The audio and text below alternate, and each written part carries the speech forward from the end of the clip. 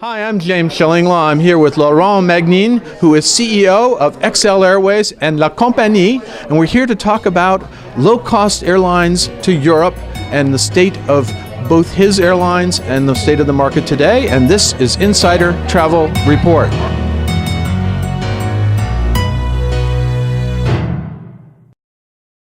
Laurent, we talked a few months ago about what was going on in the low-cost field.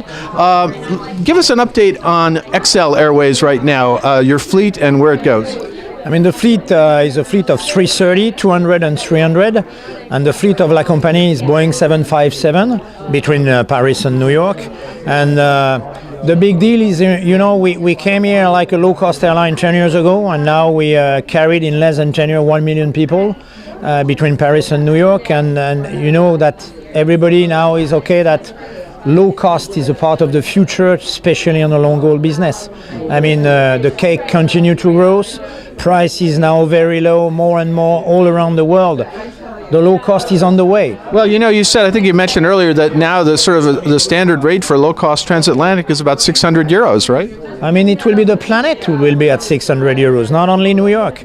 I mean, the people, if you want to carry billions people more and more, and particularly I think to the people who never travel in their life, we need to be really lower. That's the fact. Well, it's getting to be mass market, and it's the days of low cost, as we all remember years ago, that kind of faded out for a while, and now it's back big time. And actually, that's a question. In terms of what you have to compete with XL Airways, you now have a number of low-cost competitors in Norwegian, in WOW, in other things like that. How do you differentiate your product from theirs?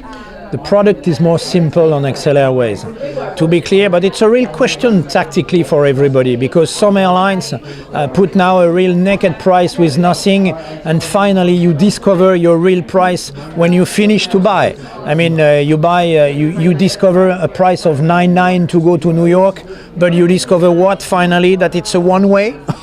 No meals, no luggage? No meals, no luggage, and finally, at the end of the day, when you put all the addition of everything, your price more and more could be more expensive than XL Airways all included. That's the fight. For me, it's just a question of competition. It's interesting. Yeah. But I repeat to the consumer, be careful all times. When you buy something, don't buy a ticket when you walk in the street on your iPhone, because you need to look exactly what you want. Right. You want a connection or no connection, you want a direct flight or no direct flight. And when you buy quickly in few minutes, sometimes you discover that when you start and when you arrive, it's not the same deal, including for the price. Yeah, no. Well, it definitely is. There's been a revolution in low cost, but you're absolutely right that the pricing that you see on certain other low cost carriers is not. You have a transparent price. It's for everything, and it's basically the same. It's about 600 euros, right? It's one thing is clear for the consumer. It's not simple like in the past. Prices are amazing, and it's good for the consumer. I love to bring young people to discover the world for 300 euros. No debate about that. The thing is, you need to know what you buy. Right, absolutely. Food on board or not, luggage on board or not, seats on this place or not, because more and more now you know that you paid the seats. If you want to buy a ticket with your family, if you don't book your seats reservation on board, you are on the plane, on the different point of the plane, your wife will be on the row number 2, and you will be on the row number 10, and your kids on the row number 20, but it will be, you paid for that. Yeah. To be clear, more and more for the people, it's not simple to understand what is the real price. Well, let's turn also to La Compagnie, which now, and how is that strategy of having sort of two airlines, one totally business class focused versus one economy class, how is that working for you? Because it's two separate jobs. And if you want to be efficient on La Compagnie, we need to put the business class on the high level with a plane completely dedicated.